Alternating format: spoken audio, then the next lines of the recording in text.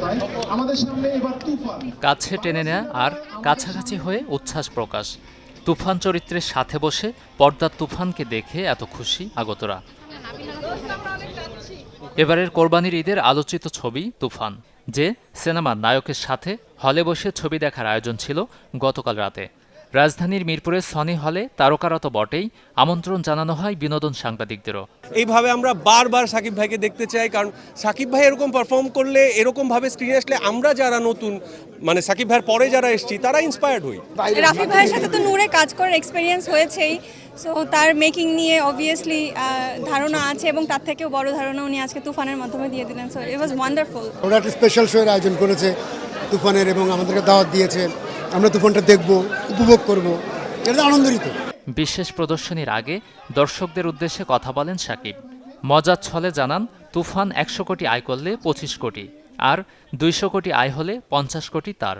এই যে এত শোজ, তারপরও টিকিট পাওয়া যাচ্ছে না। আমার ফ্যামিলি বলে ভাই টিকিট দেই, ও বলে টিকিট দেই, ভাই টিকিট দেই। This is the first time আমি আমার রেমুনারেশন 100 কোটিতে 25 কোটি, আর 200 কোটি হলে 50 কোটি। দর্শক সারিতে বসে শুধু সাকিব নয়, ছবি দেখেন চঞ্চল চৌধুরী, মাসুমা রহমান নাবিলা, রায়হান রাফি সহ সিনেমার কুশলীরা। কামব্যাক চাচ্ছিলাম, জাস্ট 8টা বছর লেগে গেছে, এটাই কষ্ট, কিন্তু কষ্টটা ভুলে যাই যখন এই রেসপন্সটা আপনাদের কাছ থেকে পাই। মিমি চক্রবর্তী শুনে অনেক খুশি হয়েছিলাম, তারপর দেখলাম মেগা স্টার শাকিব খানও এই গানে অ্যাপিয়ার করছে, বিকজ আমি জানতাম যে এটা ফিমেল কণ্ঠের গান, শুধু নায়িকাদের লিপেই যাবে, বা যেহেতু উনিও অ্যাপিয়ার করেছে তো আমি খুবই আনন্দিত হয়েছিলাম। আশা ছিল যে একটা ভালো পর্যায়ে যাবে, বাট এরকম ব্লাস্ট হবে, এত শর্টেস্ট টাইমে এত অ্যাকসেপ্টেড হবে, এটা আশা বুঝি না। বিশেষ একটা প্রদর্শনী, সেখানে আমাদের সব পরিচিত মুখ, আমাদের ইন্ডাস্ট্রির অনেক মানুষ, অনেক সবার প্রতি কৃতজ্ঞতা যে আপনারা কষ্ট করে এসেছেন ছবিটা দেখেন। সাকিব খানকে যে জিনিসটা আমাকে এখানে বলতেই হবে, আমি যতক্ষণ ছিলাম আমি তার কোনো হার্ড ভয়েস শুনিনি। রাত 3টা, সকালবেলা 4টে, এবং যেই হার্ড ওয়ার্কও করেছে, ওর পিছনের অনেক গল্প শুনেছি আমি, সব আমার কাছে মিথ্যে মনে হয়েছে। পড়ানোর সময় এইখানেই আমি শোটা করছিলাম, সুরঙ্গ সময় আমরা এখানে করেছিলাম, এখন তুফানে করছি। তো আমার কাছে মনে হয় এই হলটা বড় হল আমাদের জন্য লাকি, কারণ এখানে আমরা অনেক মানুষ একসাথে সিনেমা দেখতে পারি আসলে, কারণ তুফান অলরেডি ইতিহাস হয়ে গেছে, ব্লকবাস্টার হয়ে গেছে, আরও বড় হিটের পথে তুফান। তুফান ছবিতে নিজেকে ভেঙে চুরে ভিন্নভাবে উপস্থাপন করেছেন শাকিব খান। ছবি দেখা শেষে এমন প্রতিক্রিয়া জানান বিনোদন সাংবাদিকরা।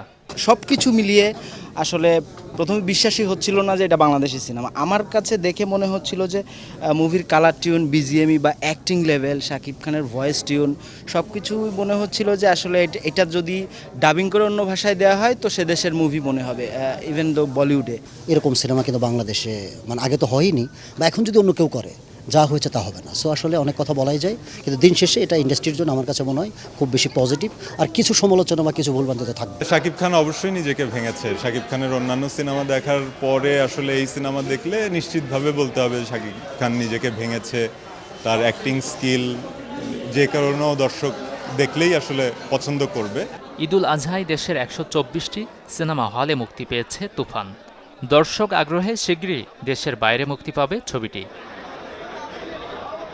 গাজী আনিস, চ্যানেল 24, ঢাকা।